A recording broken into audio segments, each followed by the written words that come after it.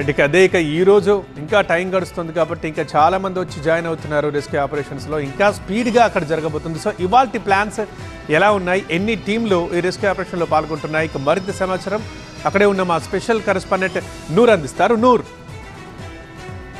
SLBC టన్నెల్లో ప్రమాదం జరిగిన తర్వాత కేంద్ర రాష్ట్ర ప్రభుత్వాలు ప్రత్యేక ఫోకస్ నిర్వహించాయి. కేంద్ర ప్రభుత్వం అయితే క్షణం ఇక్కడ మానిటరింగ్ చేస్తుంది. పిఎంఓ కూడా స్పష్టంగా ఆదేశాలు కూడా జారీ చేసింది. ఎంత తొందరగా అయితే అంత తొందరగా లోపల చిక్కుకున్న 8 మంది కార్మికుల్ని సురక్షితంగా తీసుకురావాలనేసి ఇప్పటికే కేంద్ర ప్రభుత్వం కూడా నేవీని పంపించింది, ఆర్మీని కూడా పంపించింది.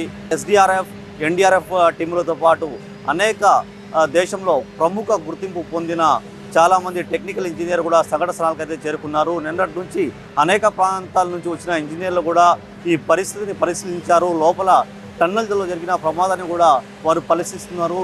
నిన్న 14 కిలోమీటర్ల దాకా వెళ్ళిన లోకో ట్రైన్ మాత్రం ఈరోజు 12 కిలోమీటర్ల దాకా లోపల వెళ్తుంది. అక్కడ బురద ఎక్కువగా వాటర్ ఫ్లోటింగ్ ఉండడం వల్ల అనేక సమస్యలు ఎదురవుతున్నాయని కూడా అధికారులు చెప్తున్నారు. కానీ ఎంత ప్రమాదకరమైన సిచ్యువేషన్ అయినా కూడా రెస్క్యూ ఆపరేషన్ చేసి ఆ 8 మందిని సురక్షితంగా బయటకు తీసుకొస్తామని కూడా అధికారులు అయితే చెప్పొస్తున్న పరిస్థితి. మరోవైపు ఏ క్షణమైనా రెస్క్యూ ఆపరేషన్ చేసి ఆ కార్మికులు తీసుకొస్తే ఎలాంటి హెల్త్ కండిషన్ అయినా వాళ్ళకి ట్రీట్మెంట్ కోసం ఆర్మీ అధికారులు పూర్తిగా అక్కడ టెంపరరీ హాస్పిటల్స్ అయితే ఏర్పాటు చేశారు.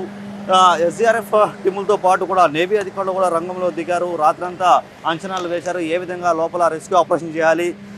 ఎక్కువగా లోపల బురద ఉంది కాబట్టి అక్కడ ఎక్కువగా ఈ ఎదురు కర్రలతోనే అక్కడ సమస్యని పరిష్కరించే అవకాశాలు ఉంటాయి. కాబట్టి ఏకంగా అధికారులు ఈ ఎదురు కట్టను కూడా తీసుకొచ్చి ఇక్కడ పెట్టిన పరిస్థితి.